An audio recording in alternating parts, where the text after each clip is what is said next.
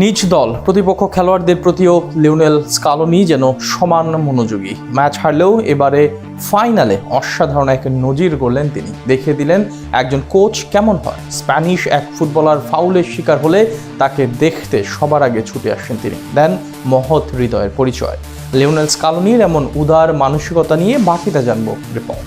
Lionel স্কেলোনি তিনি শুধু একজন কোচই নন, বরং আর্জেন্টিনার সাফল্যের পর্দার আড়ালের এক মহানায়ক। তার কারণে আজকে আর্জেন্টিনা এত দূর, এতগুলো সাফল্যের মাঝে। তবে মাঠের বাইরেও যে তিনি কতটা দুর্দান্ত মানসিকতার অধিকারী সেটা প্রমাণ পেল আজ আরো একবার। ফাইনালে যেভাবে স্পেনের এক ফুটবলারের ব্যথা পাওয়ার পর দৌড়ে গেলেন তিনি, সেটা প্রমাণ করে স্কেলোনি শুধু নিজ দলের খেলোয়াড়দের জন্যই না, বরং প্রতিপক্ষ ফুটবলারদের প্রতিও সমান ভালোবাসা এবং সম্মানবোধ পোষণ করেন মনের ভিতরে। আজ অসাধারণ এক নজির স্থাপন করলেন তিনি।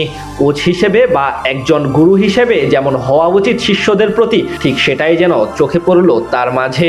স্পেনের এক ফুটবলার চোট পেয়ে পড়ে গেলে দৌড়িয়ে যান তিনি, সাথে প্রমাণ দেন উত্তম মানসিকতার। বিশ্বকাপ ফাইনালে এদিন স্পেনের বিপক্ষে মুখোমুখি হয় তার দল আর্জেন্টিনা। ম্যাচের শুরুতেই আধিপত্য বজায় রাখে স্প্যানিশ ফুটবলাররা, একের পর এক আক্রমণ করে ব্যস্ত রাখে আর্জেন্টিনার রক্ষণকে।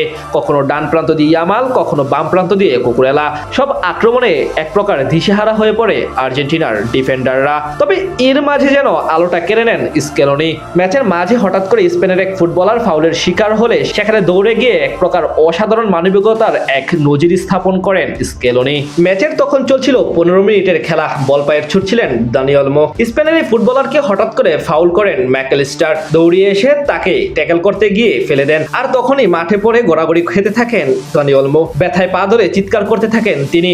এবং দৃশ্যটি নজরে যায় লিওনেল স্কেলোনির। খানিক বাদেই তিনি দৌড়িয়ে আসেন তার কাছে। যেখানে স্পেনের কোচের ছুটে আসার কথা, সেখানে উল্টো আর্জেন্টিনার কোচ লিওনেল স্কেলোনি এসে দেখলেন তার প্রতিপক্ষ ফুটবলারের এমন দৃশ্য। সাথে সাথে তার ব্যথার খোঁজও নিচ্ছিলেন তিনি। সাইডলাইনে দাঁড়িয়ে থেকে দানি ওলমোর ব্যথার কথা জিজ্ঞেস করছিলেন স্কেলোনি। যে দৃশ্য মন জয় করে নিয়েছে সকলের। মাঠে সচরাচর এমন দৃশ্য সাধারণত দেখা যায় না, যেখানে প্রতিপক্ষ ফুটবলার পড়ে গেলে একজন কোচ এসে তার খোঁজ খবর নেন। তবে স্কেলোনি যেন সেটাই করলেন। এমনিতে ভদ্রতার কারণে ফুটবল বিশ্বে তার কদর রয়েছে আলাদাভাবে, কিন্তু আজ ফাইনালের এমন চিত্র যেন তাকে নিয়ে গেল আরো বেশি উপরে। লিওনেল স্কেলোনি শুধু একজন মানুষ বা একজন কোচই নয়, বরং তিনি সবার সম্মানের। আর্জেন্টিনা দলকে যেভাবে একের পর এক ট্রফি এনে দিয়েছেন, সাথে রূপকথার সাফল্য এনে দিয়েছেন, সেদিক থেকে তাকে সম্মান এবং শ্রদ্ধা করেন সকলে। আর কেন করেন সেটি যেন প্রমাণ করে দিলেন আরো একবার। স্কেলোনির এমন মহৎ গুণ, এমন আচরণ দিন শেষে ফুটবলের সৌন্দর্য বহন করে। এদিন অবশ্য তার দল হেরেছে স্পেনের বিপক্ষে। শেষ মুহূর্তে ফেরান তোরেসের গোলে নিজেদের ইতিহাসের দ্বিতীয় বিশ্বকাপ জিতে স্পেন। শেষ 2010 সালে তারা বিশ্বকাপ জিতেছিল। এবার 2026 সালে এসে আমেরিকার মাটিতে আরো একবার রূপকথার ইতিহাস লেখলো স্প্যানিশ ফুটবলাররা।